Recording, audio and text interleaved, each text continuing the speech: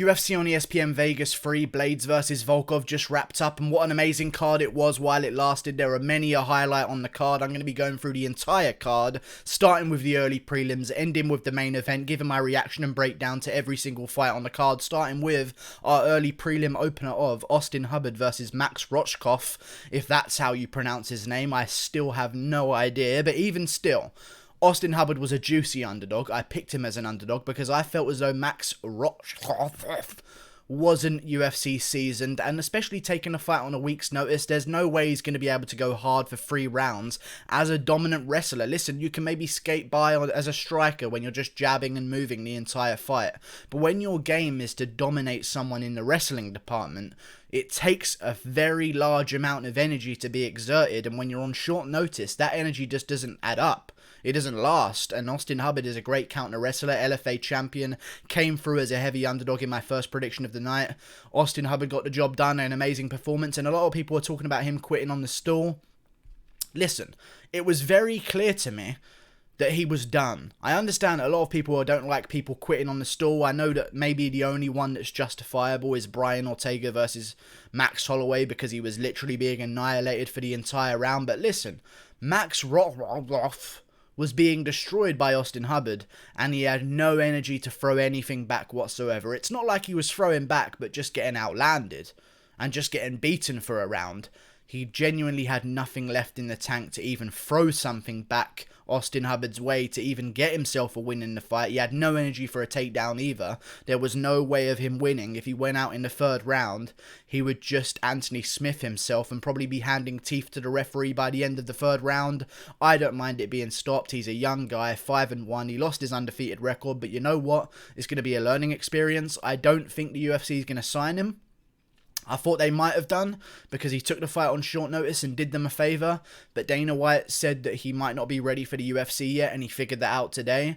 However, a great thing for him to fall back to, Max Roshkoff, would be to go onto the Contender Series, coming off a loss, and if he wins that one, give him his shot in the UFC. That would be a great answer as well. Moving on up the card, Roxanne Modaferry versus Lauren Murphy. For some reason, second on the prelims, but once the fight was over, I was somewhat glad it was second on the prelims. I'll be honest with you, it wasn't the most entertaining in the world. Lauren Murphy just slightly did more than Roxanne Modaferry each round. I thought that maybe the first round was the closest one, but Lauren Murphy just seemed to get the job done in the 2nd and 3rd, and in the 1st as well.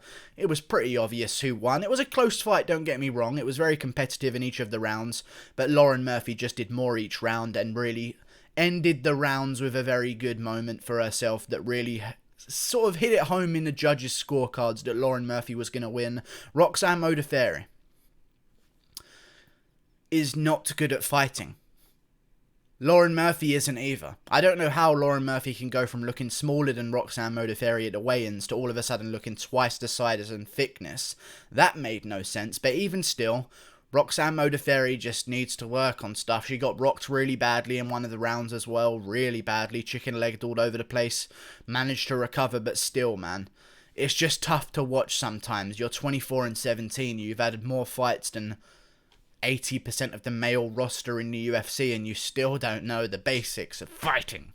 That's okay though, Roxanne Modaferry, because you have cool Super Saiyan hair and you dress up like superheroes. So good job, Roxanne Modaferry. She lost. I predicted Modaferry to win. I was very wrong. Lauren Murphy got the job done. Moving on up the card, Frank Camacho versus Justin James. I'm 1-1 so far on predictions. When this fight was first signed, I didn't really give a prediction for it. I never really gave a prediction for it, but what I did say was, Camacho probably wins. I'm done doing that from now on. I'm never going to just dismiss short notice opponents from now on, because this was very short notice. Matt Frevola was out of this fight this week, in the middle of the week, so this must have been like a couple of days notice for Justin James, but he came out there, knew exactly what he needed to do, and that was get a KO in the 1st round or gas out in the 2nd and 3rd. That's what Max Roshkoff should have came out and tried to do. Justin James implemented it way better, got the jump on Frank Camacho, and Frank Camacho just, maybe it's time to leave the UFC if you're being KO'd by a guy on short notice that you clearly outsize by about 2 weight classes, definitely 1 weight class, even if the guy is still in the same weight class as you. Frank Camacho is a much larger man than that guy, and for him to get KO'd like that in the first round, it's somewhat rough to give Camacho another chance in the UFC in 2018. He lost to Drew Dober and Jeff Neal. He has one win inside the UFC since 2017. He lost to Nick Hine, he lost to Beneil Dariush, he lost to Jeff Neal, he lost to Drew Dober. This is 5 in a row now that he's lost to Justin James. I don't think they can keep him on. I don't think they can keep him on whatsoever. I thought Matt Frivola was going to beat him, but Justin James gets the job done as well. Brutal KO in the first round. I'm glad that Justin James got the job done. I'd like to see him move on up the rankings and maybe even move down into the featherweight division, because he could trim off a little bit of body fat and be a very dangerous featherweight. 16-4 is a credible record. Justin James gets the job done. Moving on up the card, Courtney Casey versus Gillian Robertson. Oh, God, I woke up again. Just a little PTSD from the fight there, falling asleep. It wasn't very fun. I mean, it was good, some good angles. We got really good angles of Gillian Robertson and what she has to work with, but that was very nice, and that was one moment in the fight, but still. A little bit of action other than sitting in half guard the entire round would have been very nice, but still, Gillian Robertson gets the submission in the third round over Courtney Casey. I picked Casey to win. I thought she was the much larger girl, and in a 50-50 fight, which this fight was, as the odds dictated, I thought Casey, being the bigger girl with the much longer reach advantage, was going to be able to pull this one off in a 50-50. Gillian Robertson just took her down, and Courtney Casey didn't know the basic fundamentals of takedown defense, so she lost. She's 9-8. She'll be kept in the UFC because that's how the UFC works. She's 9-8. These women's divisions, man. Women's MMA. Courtney Casey gets outdone by Gillian Robertson, and good submission at the end for Gillian Robertson, because I tell you this, she's lucky she got that submission at the end, because if that went to a decision, she would probably be shamed by the public. But still, she gets a submission in the third round, gets herself a nice little highlight for herself. So good job, Gillian Robertson. She gets the job done. Marc-Andre Barrio versus Oscar Piercotta. Great fight while it lasted. Oscar Piercotta's got some chin on him because Marc-Andre Barrio was landing brutal elbows the entire time. Great knees up the middle as well. Great uppercuts from Marc-Andre Barrio. I picked Marc-Andre Barrio to win. I thought he was going to get it done by decision because I know how tough Oscar Piercotta is. Even though he came off a KO loss to Puna Soriano, still, I thought he was going to be tough enough to beat Marc-Andre Barrio. And Marc-Andre Barrio, in my opinion, isn't a guy that really gets too many KOs. If you look at his last few fights in the UFC, he has a grind him out style to a decision. However, he came out there all guns blazing and did exactly what he needed to do to stay in the UFC. Dominated Oscar Piercotta. I think it's time for Piercotta to leave the UFC. He's lost to Punahele Soriano, Rodolfo Vieira, now Marc-Andre Barrio. Time to go Oscar Piercotta, but Marc-Andre Barrio gets a big win. Great job, Marc-Andre. Very nice performance. This is the Marc-Andre we've been waiting for the entire time since his debut. I know he got off to a bit of a rocky start against Krzysztof Jotko and some other opponents. However, put him up against Piercotta, all of a sudden he looks like a madman and completely destroyed him the entire time. Piercotta had some moments, don't get me wrong, but the majority of the fight was just Marc-Andre battering him around with elbows in the clinch. Great job, Marc-Andre Barrio. Moving on, Tecia Torres versus Brianna Van Buren. When I first saw this fight, and I saw the odds, I thought that Tecia Torres was going to be a favourite. I thought that Brianna Van Buren might be a live underdog to maybe try and pick. Tecia Torres was a heavy underdog. There was no way I wasn't going to pick Tecia Torres as a heavy underdog here. She should have been a favourite. She's ranked. Brianna Van Buren beat who in her last fight? Sorry, I'm going to have to remind myself of the name. Livia Renata Souza. I guess she has Souza in her name, and that's similar to Jacare, but still, I don't think that really qualifies you to beat Tecia Torres, because I tell you this, Tecia Torres made the Ioane and Jacek fight look pretty close. Tecia Torres made the Weili Zhang fight look pretty close. I'll be honest with you, there were some good moments for Tecia Torres in a lot of those fights. Brianna Van Buren is not on the level of Ioane and Jacek and Weili Zhang and Jessica Andrade and Rose Namajunas. Tecia Torres got the job done. She looked amazing on the feet. She had some great kicks this fight. I don't know if she's been working on them, but her stand-up has dramatically improved. She was just on another level to Brianna Van Buren. In my opinion, could have won every single round. Tecia Torres gets the job done. Amazing performance from Tecia Torres. Moving on to the headliner of the prelims. Clay Guida versus Bobby Green. Clay Guida just don't really have it, really. He wasn't really being offensive in any way whatsoever. I mean, I don't mean like he's hurting my feelings or something, but even still, like, there was no attempt at damage from Clay Guida, in my opinion. Like, he was swinging some shots, but it seemed like the whole fight he was just more than okay to just get jabbed, front kicked, and then dive for the legs just to not get anything out of it. And then for some reason at the end of the fight thought he won. I know he got some slams here and there and maybe could have stolen a round, but like in terms of damage, like you can't have thought you won after that, Clay Guida. And this is kind of delusional from Clay Guida, but still a veteran of the game. But Bobby Green comes out there, gets the job done, leaves it in the judge's hands. He said he wasn't going to. He said he was going to come out all guns blazing and throw something crazy that we've never seen before. Bobby Green stuck his chin up in the air and counter-struck the entire time. That's what Bobby Green does. There was no surprise there. I picked Bobby Green to win. He got the job done. I'm very proud of myself for picking Bobby Green. It was a good pick. He was a good favourite to pick on this card because Clay Guida made the BJ Penn fight look close. That's not a good sign. Bobby Green gets the job done, and I'd like to see Bobby Green versus one of these up-and-comers at lightweight because he's right back in the mix with a big win over Clay Guida. Moving on to the main card. Jim Miller versus Roosevelt Roberts. I picked Roosevelt Roberts. He was a solid favourite. I didn't predict that Roosevelt Roberts was going to throw a front kick at the same time Miller threw an inside leg kick. End up on his back with Miller on top of him, the worst position you could possibly be in with Jim Miller in a fight ever, within the first 10 seconds. Didn't think that was going to happen. Maybe call me somewhat blind. I thought that Roosevelt Roberts was an amazing prediction, and I thought that if it probably stayed on the feet for a bit longer, Roosevelt would just completely outbox him and shame Jim Miller and probably beat him up quite badly.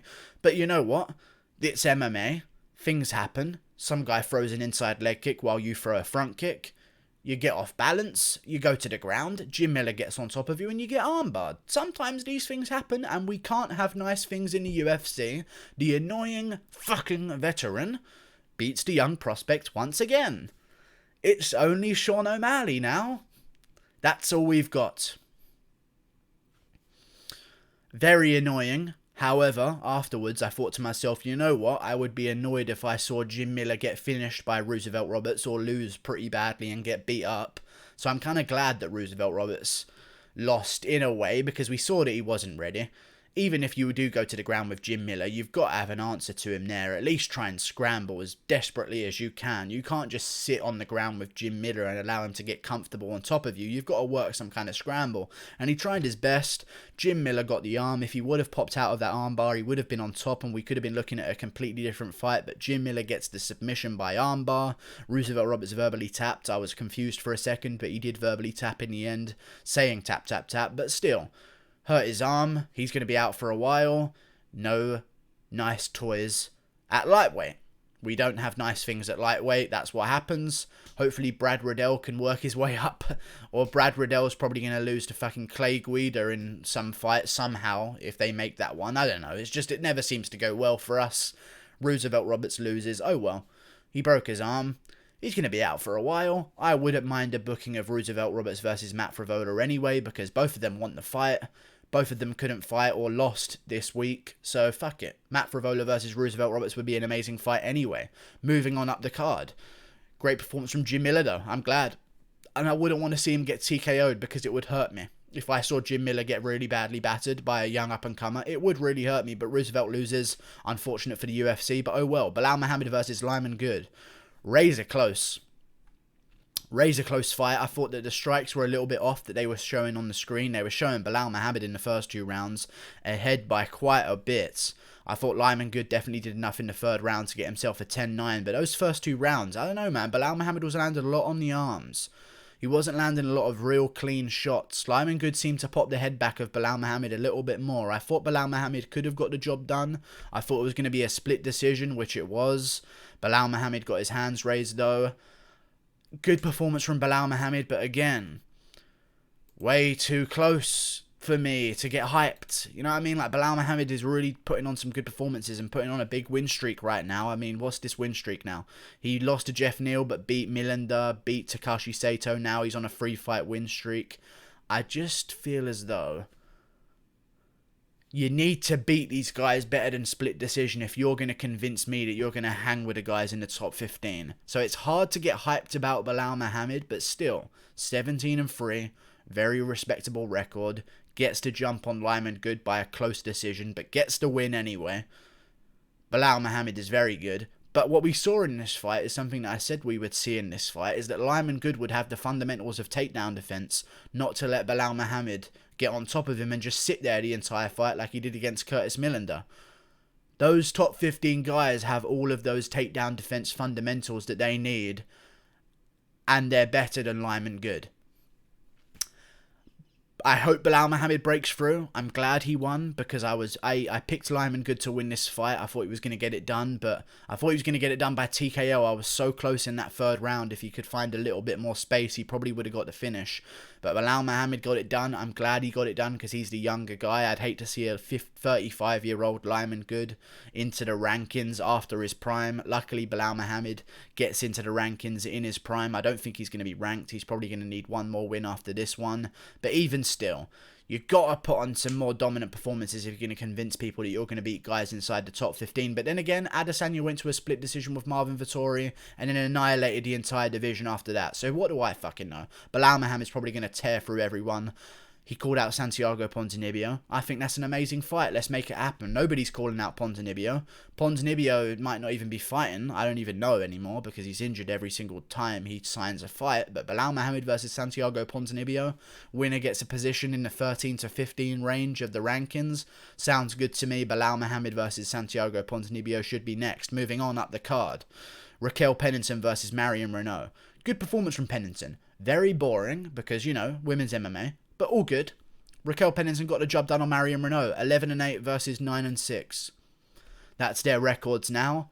Those two top 10 women in the world. Raquel Pennington might be on the pound for pound list. I'm not sure. She's 11-8. But she got the job done. I picked her to win. It's pretty obvious that Raquel Pennington was going to win this one. She just won the clinch every time. She managed to get the tie clinch, blast a bunch of knees up the middle, and just completely fold Marion Renault every single time they were in the clinch. Renault could not get this to the ground, and Pennington was just too good for her on the feet as well. Pennington kept ducking down, and Renault did start timing some knees in that third round, but by then it was too late. Pennington had already got the job done. The first round was close and could arguably go either way. Some people had it for Renault, some people had it for Pennington. My shit crashed, so I didn't even get to see the last minute of the first round. But even still, Pennington definitely won the second and third, earning herself the unanimous decision win. Good job, Raquel Pennington. Moving on, Josh Emmett versus Shane Burgos. Great fight. Could have gone either way. Very close. I thought Shane Burgos could have maybe edged the first two rounds. I also thought Emmett probably won the first round, but that's an opinion-based round. That's why I'm so torn on it. I think this fight could have gone either way. I don't think it was a dominant performance from either man. Burgos should have definitely looked to address the big bombs he was taking, although he eats them and he has a granite chin and perhaps the greatest chin in UFC featherweight history. You can get addicted to eating punches like that. When you have a great chin, listen, when you're sparring for MMA and you get dropped in sparring, it teaches you not to take those big shots again. And you learn those basic understandings of head movement to avoid big shots. Now, don't get me wrong. Burgos has great head movement. He rolls with every single shot he takes. A lot of people say that Ferguson doesn't have good head movement, but Ferguson rolls with every shot he takes as well. And by doing that, he can take these big bombs.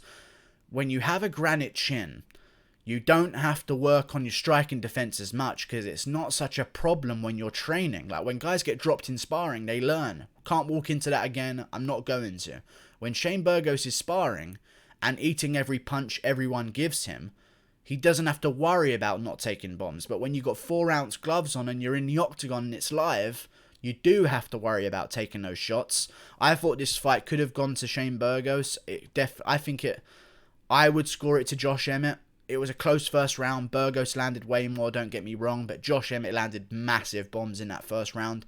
Listen, it could go either way in the first round. I'm never going to get an answer on it. I think it could have gone to Josh Emmett. I thought it went to Josh Emmett live.